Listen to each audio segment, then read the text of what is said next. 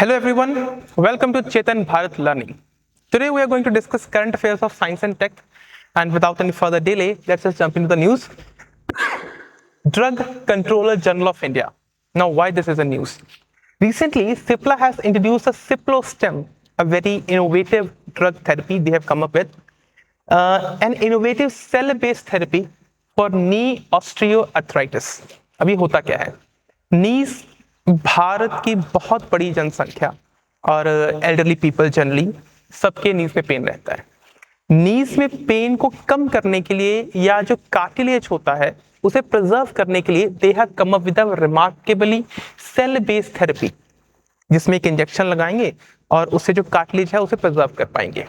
Approved by the DGCI. Therapy provides a disease-modifying option for patients with grade 2 and 3 OA and promises longer-lasting relief than conventional symptomatic treatment. Next, देखें. This is a milestone. Why it's a milestone? Because it marks the entry into advanced regenerative therapies. Cipla की entry in regenerative therapies. Knee OA affects more than 48 million people in India. 48 million, बहुत बड़ी संख्या हो गई है. With increasing incidence observed even in younger adults, knees तो भाई हमारे जवाब दे रहे हैं. Existing options such as illness, physiotherapy, etc. The lack of durable disease-modifying interventions has created demand for therapies that can improve long-term mobility and give long-term solutions.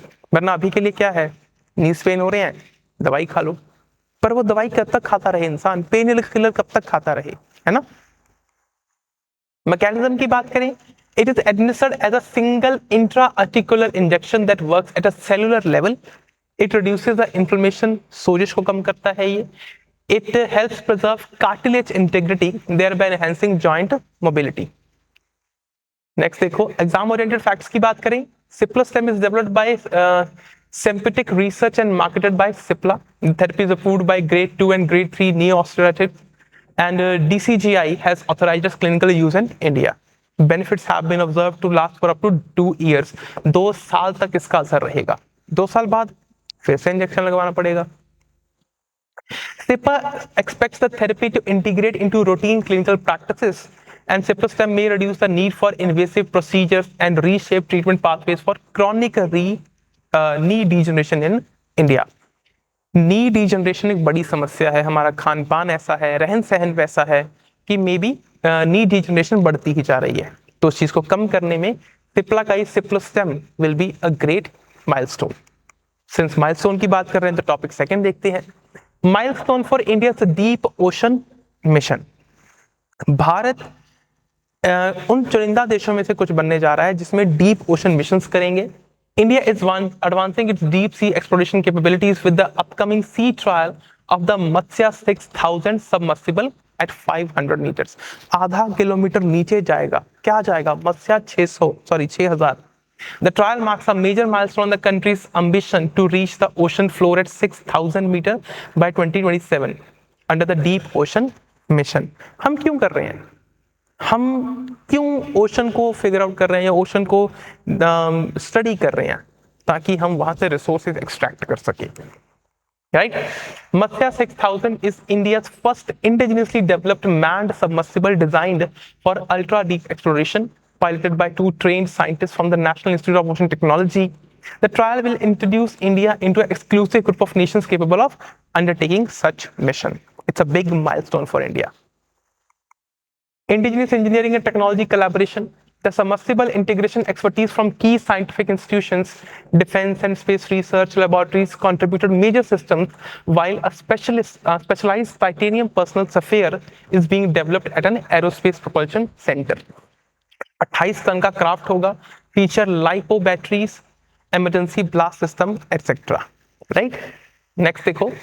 With upcoming 500 meter dive in its first step and the final missions to 6000 meter, इसलिए इसका नाम मत्स्या 6000 है. 80 mm thick walls है इसकी. The vehicle travels at 30 meters per minute and is equipped with robotic arms, camera, path holes, etc. Deep ocean mission आपके लिए important है exam point of view से. To reach 6000 metre by 2027. Matsya 6000 uses a titanium alloy personal sphere for deep sea pressure resistance. India has a coastline of 11,000. अब ये भी याद रखना है, पहले कोस्टलाइन कम थी, अब ये बढ़ गई है, ठीक है। Topic 3, Skyroot. Skyroot Aerospace new infinity. Skyroot एक स्टार्टअप है जिसका एक dedicated aerospace new infinity campus Hyderabad में इनॉग्रेट किया है भारत प्रधानमंत्री श्री नरेंद्र मोदी जी ने।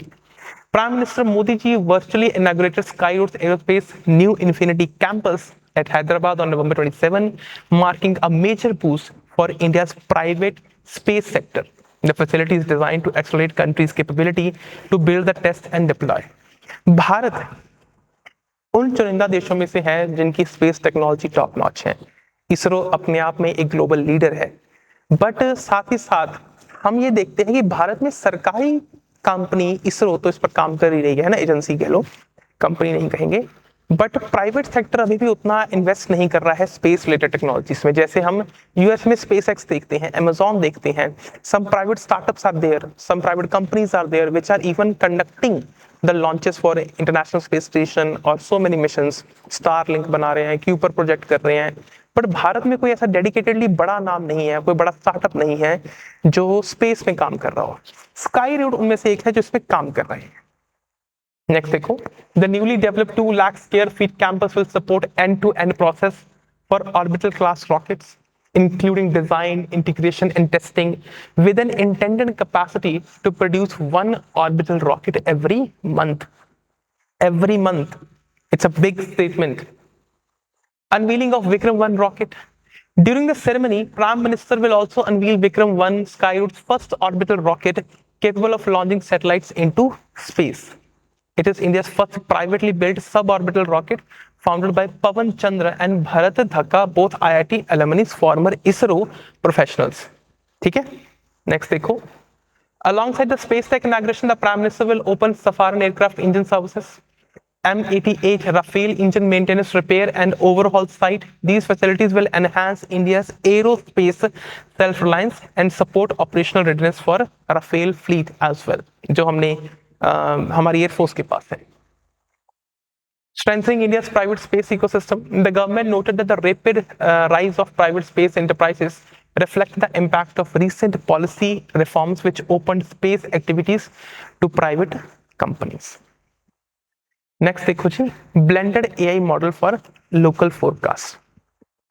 किसी भी किसान के लिए वेदर की इंफॉर्मेशन बहुत क्रिटिकल होती है।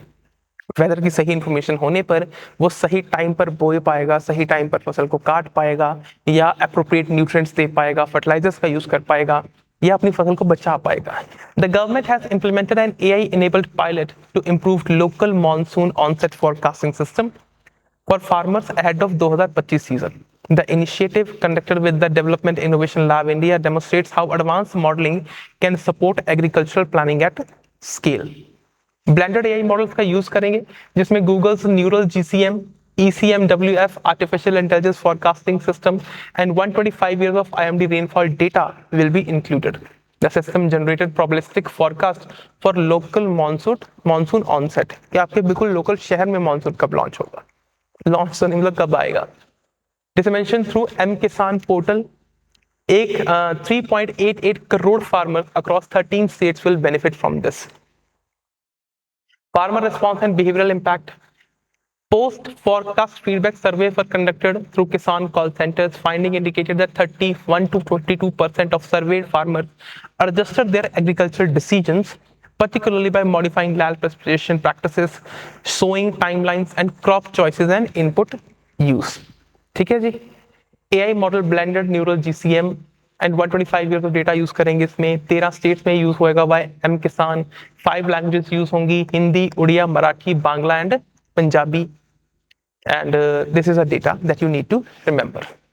ठीक है, government push for tech driven agriculture. Minister of state for agriculture Ramnath Thakur inform the Lok Sabha that the pilot shows strong potential for AI-driven, very important, AI-driven advisory system to support climate-smart agriculture, which is of great importance today because we are living in such an era where climate, the very climate or the very nature itself is threatening the agriculture.